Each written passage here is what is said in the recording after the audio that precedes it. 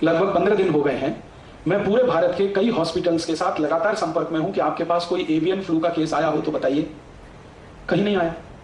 फिर 6 लाख मुर्गियों को मार डाला किस आधार पर कि उनसे वायरस फैल सकता है। फैला तो नहीं है, फैल सकता है इसकी गारंटी क्या है।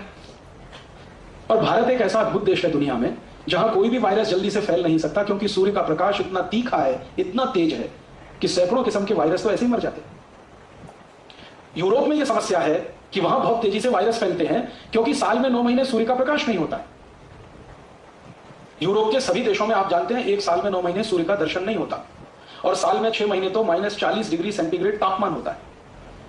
तो इतने ठंड वाले इलाके में अगर कोई फ्लू फैले, वायरस फैले, बैक्टीरिया बने और वो मल्टीप्लाई करे तो समझ में आता है, क्योंकि उसको कंट्रोल करने की कोई व्यवस्था नहीं है। भारत जैसा तो देश दुनिया में अद्भुत है जहां साल के 12 महीने सूर्य प्रकाश मिलता है, हर दिन सूर्य प्रकाश मिलता है, और आजकल का समय तो 38 डिग्री सेंटीग्रेड का है जिसमें कोई वायरस पनपना ही बहुत मुश्किल है। और इसी कुतर्क के आधार पर 6 लाख मुर्गियों को मार डाला बेदर्दी के साथ, बिना सोचे समझे कि इन मुर्गियों का हमारे जीवन को चलाने में कोई उपयोग होता है। यह उपयोग नहीं कि वो अंडा देती है और हम अंडा खाते, उससे ज्यादा बड़ा उपयोग है जो हमें आज तक पता नहीं चला है। इस प्रकृति के चक्र को नियमित रखने में मुर्गियों की, मुर्गों की बहुत बड़ी भूमिका है। हमारे शरीर को नुकसान पहुंचाने वाले जो छोटे जीव हैं, जो शरीर के शत्रु हैं, उनको खाने का काम ये मुर्गी और मुर्गे करते रहते हैं। चुन चुन के उठा लेते हैं जमीन पे से ताकि मनुष्य सुरक्षित रहे। तो हम मनुष्यों को सुरक्षा देने के काम में जो मुर्गी और मुर्गे लगे हैं, उन मुर्गे और मुर्गियों को मनुष्य को बचाने के कुतर्क के आधार पर कत्ल करवा दिया सरकार। ऐसे अगर हमारी सरकार को चलाने वाले नेता हैं और ऐसे हमारे देश को चलाने वाले अधिकारी हैं तो भगवान इनको जल्दी से उठाए और इनको उसी गति में पहुंचाए जिस गति में 6 लाख मुर्गियां अभी पहुंचाई गई। जल्दी से इनको उठाए क्योंकि इनका बोझ अभी सहा नहीं जाता।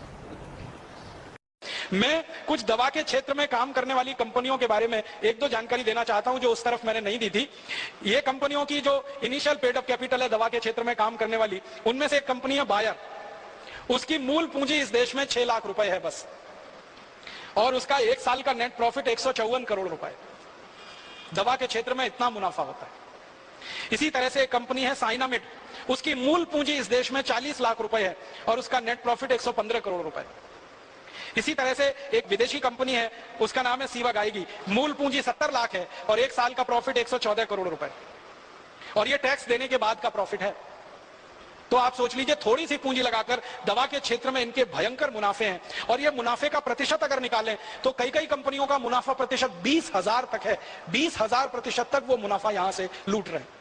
200, 250, 300% तक तो सामान्य कंपनियों का है, बाकी तो 20-20 हजार प्रतिशत तक वो भारत में मुनाफा कमा रहे हैं। मुझे अब आपको इन कंपनियों के बारे में एक और आखिरी बात कहनी है, वो ये कि समय समय पर इन कंपनियों को अपनी दवा बेचनी है, और दवा बेचनी है तो उसके लिए माहौल बनाते हैं, वातावरण तैयार करते हैं। और वो वातावरण और माहौल कैसे तैयार किया जाता है उसका ताजा उदाहरण है स्वाइन फ्लू। स्वाइन फ्लू आ गया, स्वाइन फ्लू आ गया, स्वाइन फ्लू आ गया, सारे देश में हल्ला हो रहा है। अखबारों में फ्रंट पेज पर खबर छप रही है, टीवी चैनलों पर दूसरी न्यूज ही नहीं है सिवाय इसके कि स्वाइन फ्लू, स्वाइन फ्लू। हर दिन कैंसर से 1500 लोग मरते हैं औसतन, और 1200 लोग करीब करीब दमा, अस्थमा, ट्यूबरकुलोसिस से मरते हैं। हृदय घात की बीमारियों से 800 से 1000 लोग हर दिन मरते हैं। तो इतनी बड़ी मौत के आंकड़े हैं, कैंसर, हार्ट अटैक, दमा, अस्थमा, ट्यूबरकुलोसिस, उसके बारे में मीडिया में कोई चर्चा नहीं है। Swine flu, swine flu, swine flu. इसका एक रहस्य है। रहस्य इसका यह है कि कैंसर का वैक्सीन नहीं बनता, ट्यूबरकुलोसिस का वैक्सीन नहीं बनता, दमा का वैक्सीन नहीं बनता, अस्थमा का वैक्सीन नहीं बनता, हृदय घात का वैक्सीन नहीं बनता। मतलब सीधा सा ये है, जिन बीमारियों के वैक्सीन नहीं बन सकते उन बीमारियों पर मीडिया चर्चा नहीं करता, क्योंकि उनसे कंपनियों को कोई बड़ा लाभ होने की गुंजाइश नहीं। स्वाइन फ्लू का वैक्सीन बन सकता है, एवियन फ्लू का वैक्सीन बन सकता है, सार्स का वैक्सीन बन सकता है, और थोड़े दिन पहले एक बर्ड फ्लू आया था उसका वैक्सीन बन सकता है। तो एवियन फ्लू है, बर्ड फ्लू है, सार्स है, स्वाइन फ्लू है, इन सब बीमारियों के वैक्सीन बन सकते हैं और वैक्सीन बनकर बाजार में बिक सकते हैं, और इसमें विदेशी कंपनियों को मुनाफा बहुत भयंकर है। इसलिए मीडिया में ये सारी खबरें बाकायदा प्रायोजित तरीके से दिया जाती है, छपवाई जाती है, बनवाई जाती है। एक अमेरिकन कंपनी है, वो स्वाइन फ्लू की दवा बनाती है, टेमी फ्लू, और जानकारी यह मिली है कि टेमी फ्लू दवा को बनाते समय वायरस जो है अनकंट्रोल्ड हुआ, नियंत्रण के बाहर हुआ, और उसने स्वाइन फ्लू को फैलाना शुरू किया सारी दुनिया। माने एक अमेरिकन कंपनी की बदमाशी से, एक अमेरिकन कंपनी की गैर जिम्मेदारी से स्वाइन फ्लू का वायरस सक्रिय हुआ और सारी दुनिया के 30 देशों को उसने अपनी चपेट में लिया। अब वो 30 देश हैं, वो टेमी फ्लू के ग्राहक हो गए। वायरस निकला अमेरिका से, ग्राहक हो गए उनके दुनिया के 30 देश के लोग। अब वो सब लोग जिनको स्वाइन फ्लू होने की संभावना है या हो गया है, डॉक्टर उनको एक ही दवा लिख रहे हैं, टेमी फ्लू खाओ, टेमी फ्लू खाओ, टेमी फ्लू खाओ। जो विद्वान डॉक्टर हैं और जो इन कंपनियों के चक्कर में नहीं फंसते हैं, ऐसे भी कई डॉक्टर हैं, वो बता रहे हैं कि टेमी फ्लू बिल्कुल मत खाओ, क्योंकि आपने टेमी फ्लू खाया तो ये स्वाइन फ्लू का जो वायरस है ये स्ट्रक्चर बदलने में माहिर है, तुरंत नया स्ट्रक्चर ले सकता है और वो नए स्ट्रक्चर में रेजिस्टेंस आ सकता है, फिर कितना भी टेमी फ्लू खाना ठीक ही नहीं होने वाले। तो ऐसा पूरे देश में आतंक और माहौल फैला दिया। और ये आतंक और माहौल के दो ही उद्देश्य हैं। पहला उद्देश्य है ज्यादा से ज्यादा टेमी फ्लू दवा बेचना, जो पिछले दसियों साल से इस कंपनी ने उत्पादन करके गोडाउन में भरी हुई है, अब वो गोडाउन खाली करना है। अब ये गोडाउन कोई ऐसा गोडाउन नहीं है जो टूथपेस्ट का हो, रोज इस्तेमाल करें और फेंक दें। ये गोडाउन तो तभी खाली होगा जब कोई दवा का आतंक हो, वायरस का आतंक हो और डर हो और दहशत हो। डर, दहशत और आतंक के चलते आदमी मजबूर हो जाता है महंगी से महंगी दवा खाने के लिए और महंगे से महंगा इलाज करने के लिए। तो ये स्वाइन फ्लू का वायरस इसी तरह का एक प्रोपेगेंडा है। मुझे तो एक ही बात कहनी है, वो ये कि ये स्वाइन फ्लू नहीं है, मीडिया फ्लू है। मीडिया ने पैदा कर दिया। मैं आपको एक पुरानी जानकारी देना चाहता हूं, बहुत गंभीर है, आप उससे अंदाजा लगाइए कि ये कंपनियां कितनी निकृष्ट हैं, कितनी नराधम है। सन 1916 से 1918 के बीच में 2 साल में दुनिया भर में एक बीमारी फैली, एवियन फ्लू।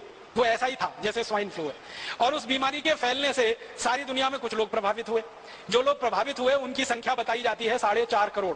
4.5 करोड़ लोग उसमें प्रभावित हो गए। और 4.5 करोड़ लोग जो प्रभावित हुए, फिर मैंने ये जानने की कोशिश की कि मरे कितने उसमें से, तो मात्र 6,000 लोग मरे थे।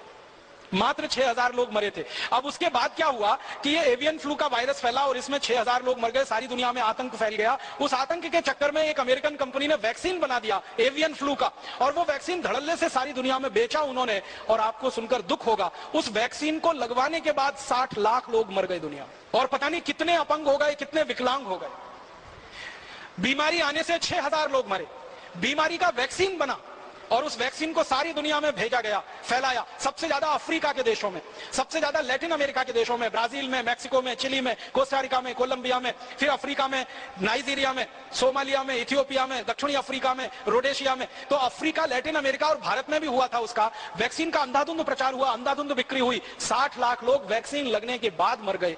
उसका क्या? एवियन फ्लू में तो 6,000 लोग मरे, वैक्सीन लगने के बाद इतने। माने वैक्सीन कितने खतरनाक हो सकते हैं उसका ये अंदाजा आप लगाइए। अब एवियन फ्लू का वैक्सीन आया और इतने लाख लोग मर गए। अब स्वाइन फ्लू का वैक्सीन आने वाला है और वो वैक्सीन हिंदुस्तानी और दुनिया भर के लोगों को धड़ाधड़ लगाया जाएगा। क्यों? क्योंकि स्वाइन फ्लू का वायरस जो फैला है, वायरस से ज्यादा डर फैला है, आतंक फैला है, दहशत फैली है। तो हर आदमी तैयार बैठा है वो वैक्सीन लगवाने के लिए, और एक व्यक्ति को वैक्सीन लगाने का खर्चा वो बोलते हैं